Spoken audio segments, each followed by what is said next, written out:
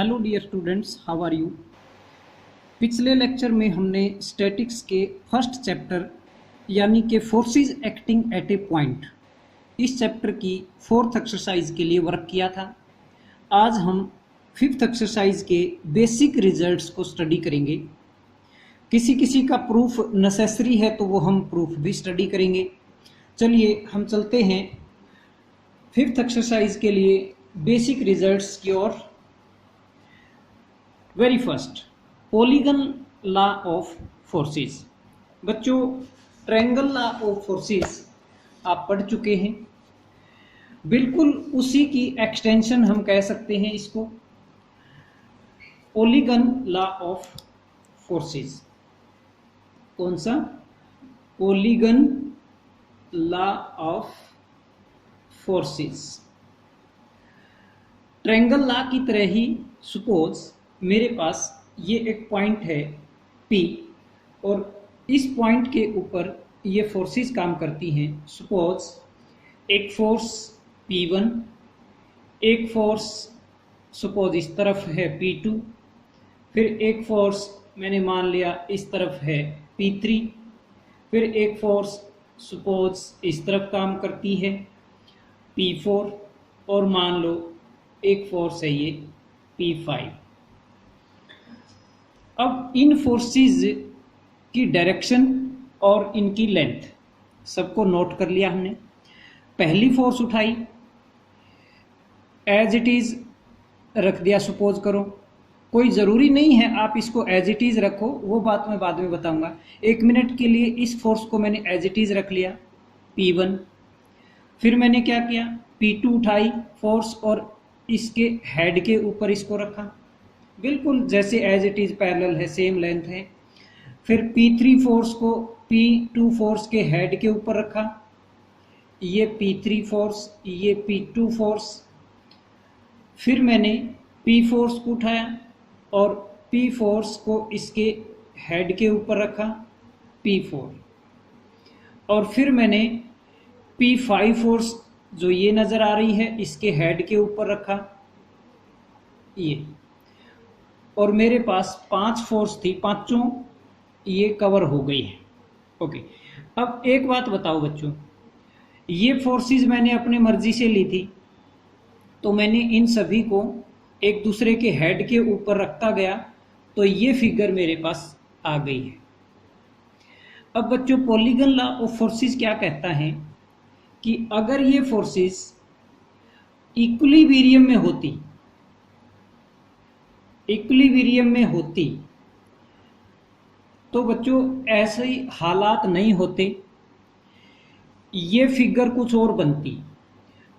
ये फिगर फिर complete polygon बनती, जैसे यूं जहां से चले थे आप वहीं पहुंच गए होते।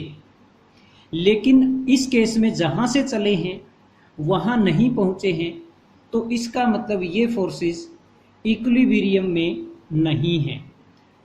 तो समझ आया होगा पॉलीगन लॉ ऑफ फोर्सेस।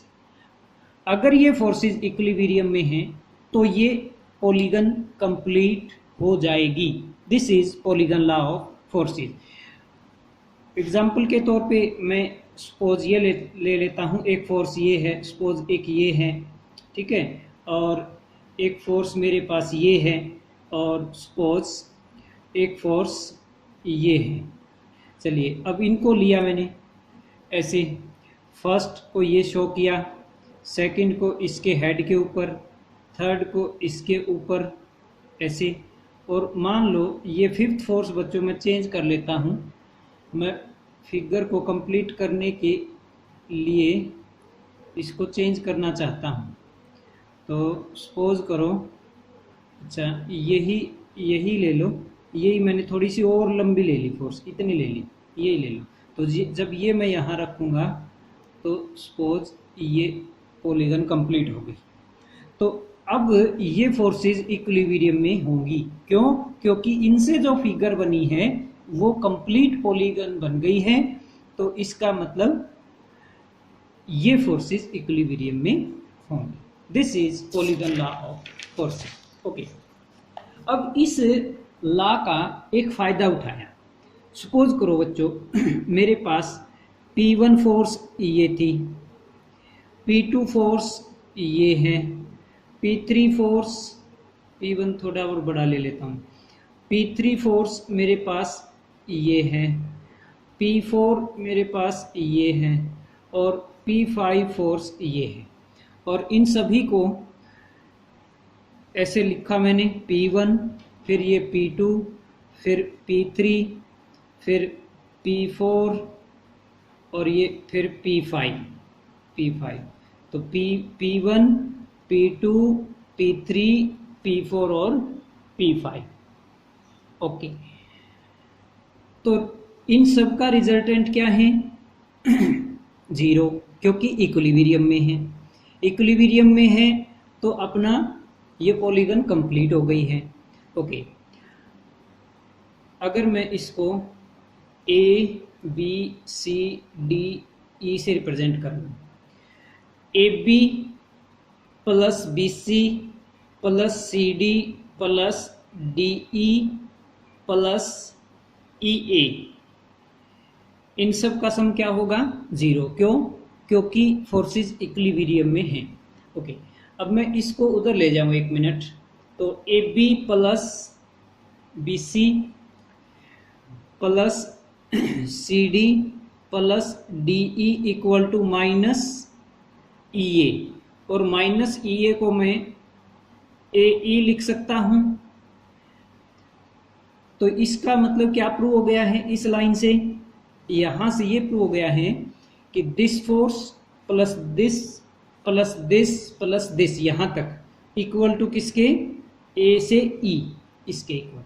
मतलब कोई भी फोर्सेज आपके पास हो, उनका रिजल्टेंट निकालना हो तो उनको इस तरह से लिखो, हेड के ऊपर लिखते जाओ और लास्ट में जो बचेगा वो अपोजिट साइड में ले लो, तो वो उसका रिजल्टेंट बन जाएगा। जैसे मान लो मेरे पास ये कुछ फोर्स पड़ी है, ठीक है, इनका मैं रिजल्टेंट निकालना चाहता हूँ। तो एक पहली फोर्स उठाई, ये फोर्स उठाई, ये फोर्स उठाई मैंने, ये लिखी, फिर इसके ऊपर दूसरी, फिर ये तीसरी, ठीक है, फिर ये चौथी फोर्स। तो बच्चों इन सब का रिजल्टेंट देखना होता तो क्या आता? ये फिगर आसानी से बता देगी। यहाँ से चलो और यहाँ तक पहुँच जाओ अपोजिट साइड में, तो इन फोर्सेस का 1 2 3 4 फोर्सेस का रिजल्टेंट आ गया ये वाला। ये चीज़ यहाँ पॉलीगन लॉ ऑफ फोर्सेस की हेल्प से डिराइव हो गई है।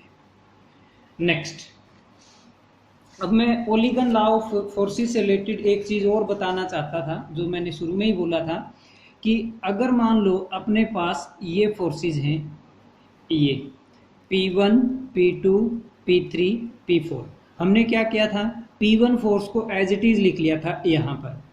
अब कोई ज़रूरी नहीं है आप एज इट इज़ लिखो सभी को। देखो, एक को एज इट इज़ लिख रहे हो तो सभी को फिर एज इट इज़ लिखोगे। और मान लो एक की लेंथ को आपने हाफ कर दिया, डायरेक्शन तो यही रखेंगे, जैसे P1 की डायरेक्शन तो यही रखूंगा मैं, यहाँ हाफ कर दी, लेंथ उसकी जो थी वो हाफ करके लिखी है मैंने, तो सभी की लेंथ को अब हाफ करके लिखो।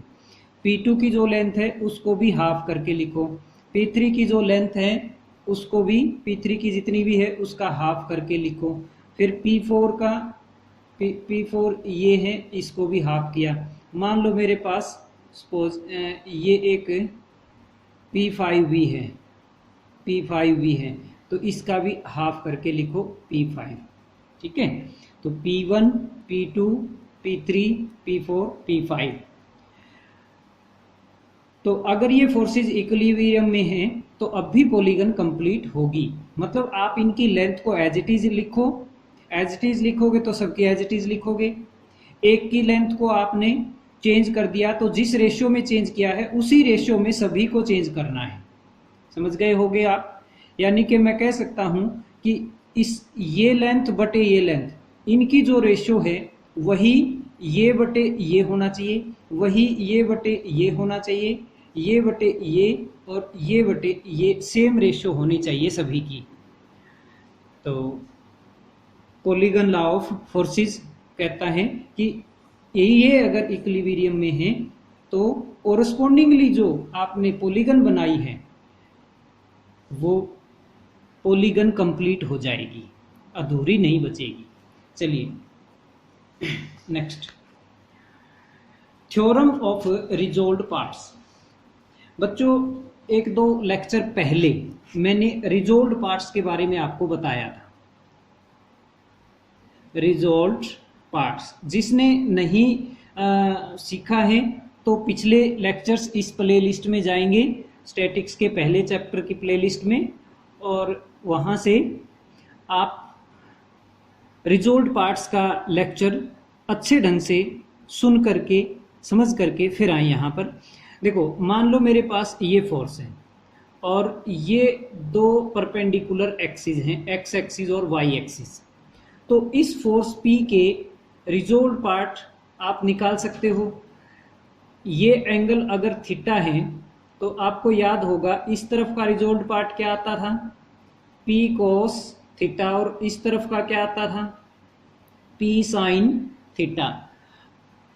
अब मैं सिर्फ यहाँ पर ये बताना चाहता हूँ, इसीलिए मैंने ये दोबारा उठाई है ये बात, कि ये जो P cos थीटा है अगर ज्योमेट्रिकली देखा जाए तो ये कितनी लेंथ है। बच्चों यहाँ से अगर आप परपेंडिकुलर डालोगे यहाँ पर तो जो ये लेंथ आएगी ये P cos थीटा ही होगी। क्यों? क्योंकि ये लेंथ P, ये एंगल थीटा, तो ये बटे ये करोगे तो cos थीटा बनेगा, means this equal to P into cos theta. ठीक है बच्चों, इसका मतलब ये हुआ कि अगर किसी फोर्स का आपको किसी भी फोर्स का किसी साइड में, इस फोर्स का मान लो इस साइड में मेरे को कंपोनेंट देखना है, रिजॉल्व्ड पार्ट देखना है, तो सिंपली मैं क्या करूँगा, ये फोर्स मान लो P है तो इसका इस साइड के साथ जो एंगल है वो उठाऊंगा और P cos थीटा लिख दूंगा, और ज्योमेट्रिकली देखा जाएगा तो यहाँ से परपेंडिकुलर डलेगा और ये लेंथ वो P cos थीटा बनेगी। यानी कि इस तरह से आप किसी भी फोर्स का किसी भी साइड में रिजॉल्व्ड पार्ट निकाल सकते हो। तुम कहोगे जी अगर हमें इस तरफ निकालना होता, इस तरफ तो कोस नहीं है, इस तरफ तो साइन है, फिर ऐसे कैसे हो गया। बच्चों इसी नियम से अगर इस तरफ का निकालोगे तो P sin थीटा ही बनेगा। कैसे? अब मैं इसका इस तरफ रिजॉल्व्ड पार्ट देखना चाहता हूं तो मैं इस तरफ का एंगल उठाऊंगा। जब इस तरफ का थीटा है तो इस तरफ का क्या हो गया, ऑटोमेटिक 90 माइनस थीटा। और अब लिखो P cos of 90 minus theta, यानी कि P sin थीटा नहीं बन जाएगा। चलिए नेक्स्ट आर्टिकल पर हम चलते हैं, थ्योरम ऑफ रिजॉल्व्ड पार्ट्स। ये स्टेटमेंट अच्छे ढंग से रीड कीजिए, पेज नंबर 41 पर। Statement, the algebraic sum of resolved parts of two concurrent forces in any direction in their plane is equal to the resolved part of their resultant in the same direction।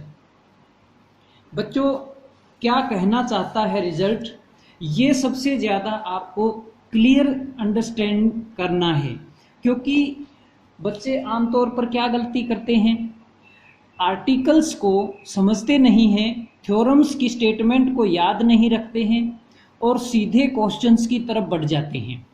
बच्चों this is the greatest mistake you are doing.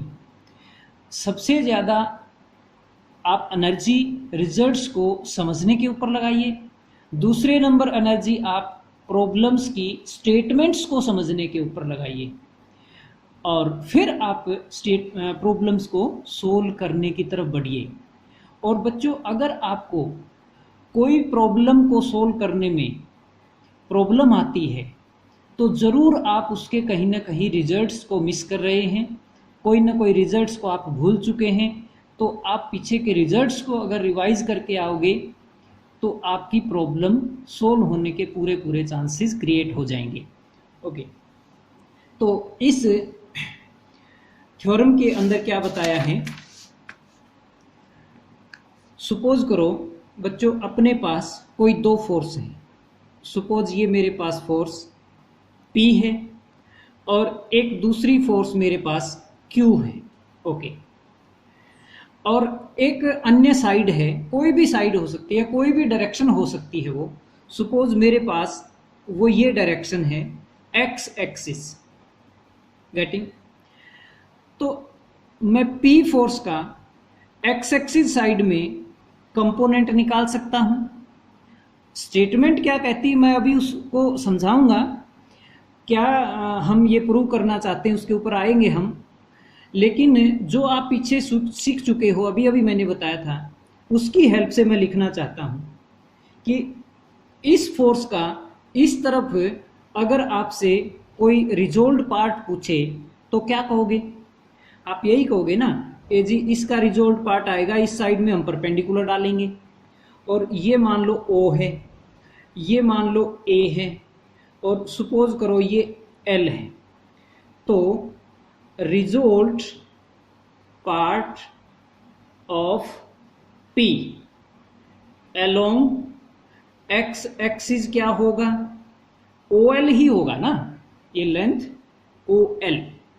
Okay, अब ये angle मेरे पास अगर है तो मैं ये distance OL निकाल सकता हूं। तो ये एंगल मेरे पास क्या है? AOL। तो मैं कह सकता हूं this OL is nothing but OA into यानी कि P into cos of AOL angle, यानी कि P into cos of AOL angle. और ठीक ऐसे ही resolved part of Q along X axis वो क्या होगा? Q इंटू सिमिलर करके कोस ऑफ एंगल, सपोज ये B है मेरे पास ये, तो B, अच्छा बच्चों यहां से परपेंडिकुलर डाल लो। फिर ये सपोज M आया तो कंपोनेंट क्या है? OM है, दिस इज OM। तो OM means OB into cos of this angle, तो OB into cos of BOM angle. Okay, अब इन दोनों को हम जोड़ दें, अगर ये और एक ये, इन दोनों को ऐड करो, यानी कि सम ऑफ रिजल्ट पार्ट्स क्या होगा? एक मिनट के लिए मैं इनको ऐड कर देता हूं। P को चाहे आप OA ही रहने दो, OA into cos of angle AOL plus this was OB into cos of angle BOM। Okay, इसको हम आगे थोड़ी देर के बाद प्रोसीड करेंगे। उससे पहले एक मिनट के लिए मैं इन दोनों फोर्सेस का रिजल्टेंट बना लेता हूं। तो बच्चों पैरेललोग्राम लॉ अगर यूज करेंगे तो ये नई फिगर बनेगी और ये इन दोनों का रिजल्टेंट यानी कि R फोर्स बनेगी।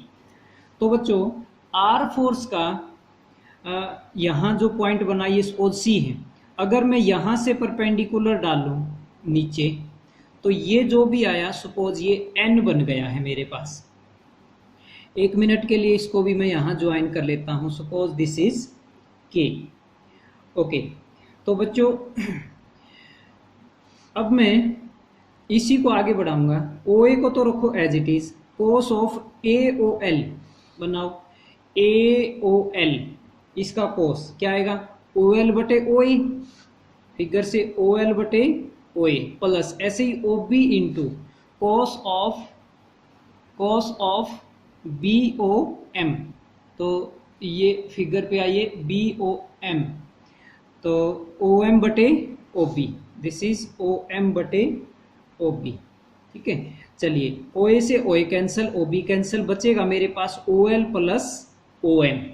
ठीक है, और OM को क्या मैं एक मिनट के लिए LN लिख दूं? भाई LN, भाई ये और ये सेम होंगे क्योंकि ये और ये दोनों पैरेलल हैं, सेम लेंथ है, तो जितना इसका प्रोजेक्शन बनेगा उतना ही इसका प्रोजेक्शन बनेगा। तो यहाँ पर OL प्लस LN बन गया मेरे पास। ओके, तो क्या ये ON लेंथ नहीं बन गई कंप्लीट O से N तक? ठीक है, तो अगर मैं इसको ON को OC से मल्टीप्लाई डिवाइड कर लूं तो ON बटे OC क्या बन जाएगा? ON बटे OC, क्या ये कोस ऑफ ON बटे OC cos of this angle नहीं बन जाएगा? यानी कि this is cos of angle CON into OC पड़ा है, OC मीन्स लेंथ R।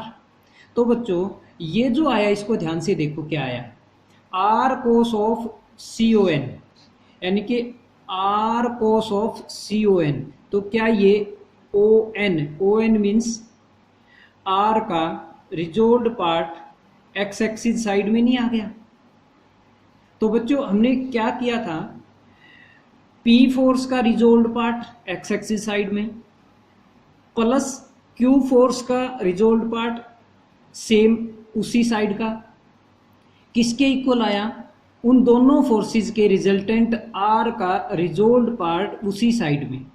तो बच्चों यही इस स्टेटमेंट के अंदर बताना चाहता था कि, अब मैं स्टेटमेंट को क्लियर करता हूं, कोई भी फोर्स हो सपोज आपके पास PQ और किसी भी साइड में, सपोज आपको इस साइड में रिजोल्व पार्ट देखना है, तो इन दोनों के रिजोल्व पार्ट अलग अलग कैलकुलेट करो इस साइड में और उन दोनों का सम कर दो। तो वो जो आएगा वो किसके इक्वल आएगा, इन दोनों फोर्सेस का पहले हम रिजल्टेंट निकाल लें जो भी आएगा, और फिर उस रिजल्टेंट का इसी साइड में रिजोल्व पार्ट देखें तो उतना ही आएगा जितना पहले हमने अलग अलग रिजोल्व पार्ट का सम किया था। शायद आपको स्टेटमेंट समझ आ गई होगी। चलिए अगली स्टेटमेंट की तरफ। Generalization of theorem of resolve parts. जो बात हमने अभी अभी पिछले आर्टिकल में पढ़ी है, अब इसको जनरलाइज किया गया है। क्या कहता है, the algebraic sum of resolve parts of any number of concurrent forces. बच्चों फोर्सेस कैसी होनी चाहिए, this is point to be noted, concurrent forces होनी चाहिए, मतलब एक ही पॉइंट पे सारी फोर्स काम कर रही होनी चाहिए। तो दो फोर्सेस नहीं, कितनी भी हो सकती हैं, एक ही पॉइंट पे काम करती होनी चाहिए। तो आपको किसी एक साइड में एनी डायरेक्शन में रिजोल्व पार्ट्स निकाल के उनका सम कर दोगे तो किसके इक्वल आएगा, equal to their resolve part of their resultant, right. मतलब आपके पास एक ये फोर्स है, एक ये फोर्स है, एक ये फोर्स है, एक ये है, मान लो ये 5 फोर्स एक ही जगह पे काम करती हैं। तो बच्चों एक डायरेक्शन उठाई तुमने, मान लो ये एक्स एक्सिस उठाया, कोई भी ले लो, कोई एक्सिस जरूरी नहीं है, कोई भी साइड ले लो, ओके। तो P1 फोर्स का कंपोनेंट रिजोल्व पार्ट इस साइड में, P2 फोर्स का रिजोल्व पार्ट इसी साइड में, P3 का रिजोल्व पार्ट इसी साइड में, P4 का, P5 का, सभी का रिजोल्व पार्ट इसी साइड में, और उनका सम करेंगे तो किसके इक्वल आएगा, इन सारी फोर्सेस का रिजल्टेंट लें और रिजल्टेंट का अकेले का ही इस साइड में रिजोल्व पार्ट कैलकुलेट कर लें, तो वो दोनों चीजें इक्वल आएंगी, okay. Next, resultant of any number of concurrent and coplanar forces. इसमें क्या कहना चाहता है, एक साधारण सी बात बताई गई है, जो अभी अभी मैंने जो रिजल्ट बताया था इसके बेस पर एक नया कंक्लूजन निकाल दिया गया कि मान लो ये बहुत सारी फोर्सेस एक ही जगह पर काम करती हैं, P1, P2, P3, ये P1, P2, P3, P4, P5, P6, और इन सब का रिजल्टेंट अपन निकालना चाहते हैं, ओके। यानी कि इन सब का रिजल्टेंट R निकालना चाहते हैं, ओके। 1 मिनट के लिए मैंने मान लिया इनका रिजल्टेंट ये आ गया R। तो अभी अभी हमने पढ़ा कि अगर हम एक एक्सिस उठा लें, सपोज एक्स एक्सिस उठा लिया, और एक्स एक्सिस में की साइड में सभी का रिजोल्व पार्ट निकाल लें, सभी का रिजोल्व पार्ट पहले P1 का निकाल लो, P2 का निकाल लो, सभी का रिजोल्व पार्ट इस तरफ निकाल लो, सपोज उनका फिर हमने सम ले लिया और वो आ गया x। तो अपने को अभी अभी स्टडी किया था कि ये जो x है ये किसके इक्वल होगा, अकेले R का इस साइड के रिजोल्व पार्ट के इक्वल होगा, यानी कि R कोस, मान लो ये एंगल थीटा है तो R कोस थीटा के इक्वल होगा। और अब मैं एक्सिस मान लो चेंज कर दूं, इस एक्सिस की बजाय मैंने y एक्सिस ले लिया, वाई एक्सिस साइड में, पहले मैंने एक्स एक्सिस साइड में काम किया, अब मैं यही काम वाई एक्सिस साइड में करूं, मतलब P1 का वाई एक्सिस साइड में रिजोल्व पार्ट ले लिया, P2 का भी वाई एक्सिस साइड में, सभी का वाई एक्सिस साइड में रिजोल्व पार्ट ले लिया और उनका सम भी कर लिया, और मान लो वो y आ गया, जैसे x आया था ऐसे इनका इधर y आ गया। तो हमने अभी अभी पढ़ा था कि r का अकेले का इस तरफ रिजोल्व पार्ट लेते r साइन थीटा वो इसके इक्वल आता। तो बच्चों इन दोनों से हम r और थीटा नहीं निकाल सकते क्या? r कैसे आएगा? स्क्वायर करके ऐड कर दो, X square plus Y square का रूट ले लो, और थीटा कैसे आएगा? डिवाइड कर दो, tangent of theta equal to Y बटे एक्स। तो ये बच्चों फार्मूला है बहुत सारी फोर्सेस का रिजल्टेंट और उसकी डायरेक्शन निकालने का। तो आज का हम लेक्चर यहीं फिनिश करते हैं, प्रॉब्लम्स हम अगले लेक्चर में स्टडी करेंगे। धन्यवाद।